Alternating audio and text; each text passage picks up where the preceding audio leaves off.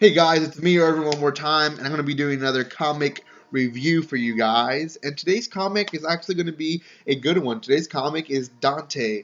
Dante is from the same company that brought you The Walking Dead. Not the same writers. The writers for Dante is Jason Ning and Matt Hawkins.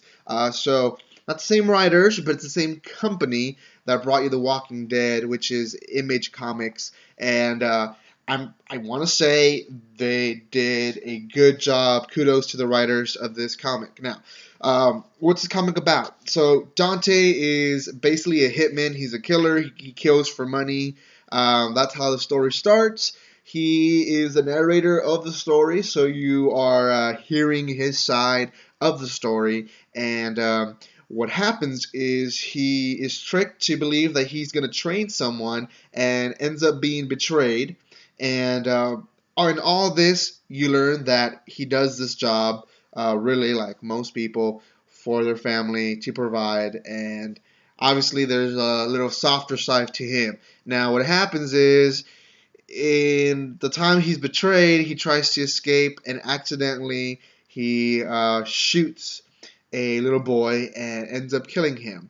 At this moment, the boy is with his grandma, and the grandma curses him, which is why he has all these tattoos, and you can see that they're in the cover of the comic. Now, what happens then is he has to figure out why he has this and what the curse is and where his family, because during all this, his family also went missing. So the plot is set and it's pretty good. I mean, just hearing it, I try not to ruin the story for you guys, so you guys can go read it at your own pace. So definitely a good story. It definitely moves fast, which is something that I personally like.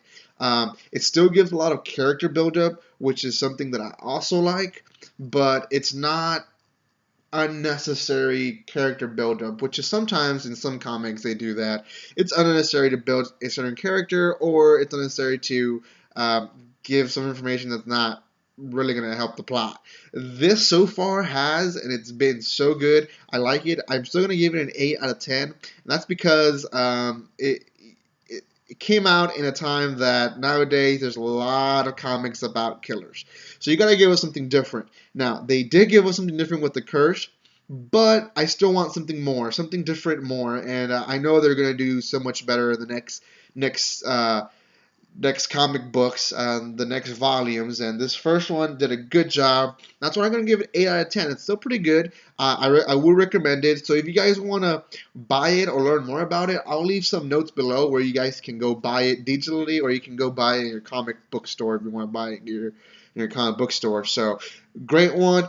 Recommended. 8 out of 10 is my rating. So what do you guys think? You guys agree with my rating? Maybe you don't. Leave a comment below and let me know what your thoughts are. Also, if you think this comic is good for someone, share it with your friend and give me a like. And if you're watching this far, might as well subscribe right now. Thank you so much for your support, and like always, don't be strangers.